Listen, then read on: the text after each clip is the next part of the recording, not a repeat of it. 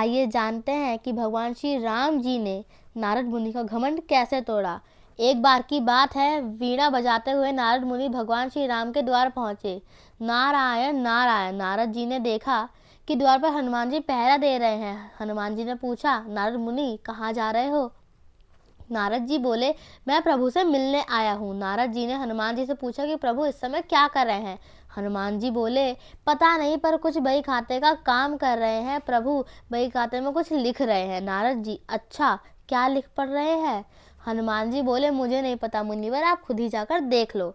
नारद मुनि गए प्रभु के पास और देखा कि प्रभु कुछ लिख रहे हैं। नारद जी बोले, प्रभु आप बही खाते का काम कर रहे हैं, ये काम तो आप किसी मुनिम को दे दीजिए। प्रभु बोले, नहीं नारद, मेरा काम मुझे ही करना पड़ता है, ये काम मैं किसी और को नहीं सौंप सकता। नारद जी, अच्छा प्रभु, ऐसा क्या काम है? ऐसा आप इस बही खाते में क्या लिख रहे हो? प्रभु बोले, तुम क्या करोगे देखकर, जाने दो। नारद जी बोले, नहीं प्रभु बताइए, ऐसा आप इस बही खाते में क्या लिखते हैं?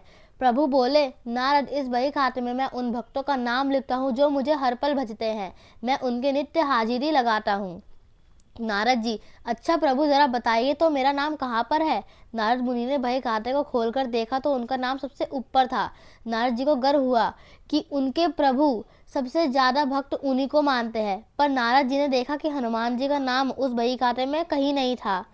नारद जी सोचने लगे कि लगता है प्रभु श्री राम जी हनुमान जी को भूल गए हैं और वो बही खाते में नहीं लिखे हैं। नारद मुनि हनुमान जी के पास आए और बोले, हनुमान, प्रभु के बही खाते में उन सब भक्तों का नाम है जिन्हें वह नित्य प्रभु को भजते हैं, पर आपका नाम तो उसमें से कहीं पर नहीं है। हनुमान जी ने कहा, मुनिवर होगा, आपने शायद ठीक से नहीं देखा होगा।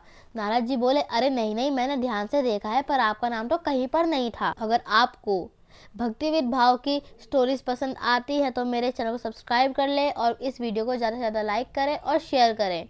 हनुमान जी ने कहा, अच्छा कोई बात नहीं, शायद प्रभु ने मुझे इस लायक नहीं समझा होगा जो मेरा नाम उस बही खाते में लिखा जाए, पर नारद जी, प्रभु एक अन्य दैनंदिनी भी रखते हैं, उसमें भी वे नित्य कुछ लिखते रहते हैं।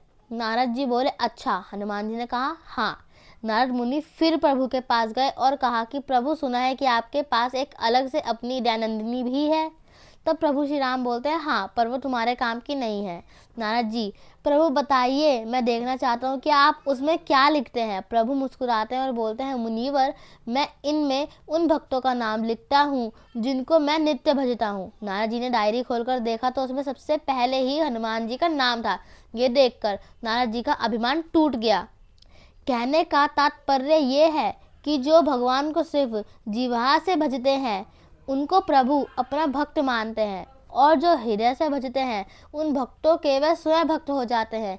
ऐसे भक्तों को प्रभु अपने हृदय रूपी विशेष सूची में रखते हैं। फ्रेंड्स, आपको ये कथा कैसी लगी मुझे कमेंट करके बताएं और मेरे चैनल को सब्सक्राइब कर ले और ज़्यादा से ज़्यादा शेयर करें और लाइक करें।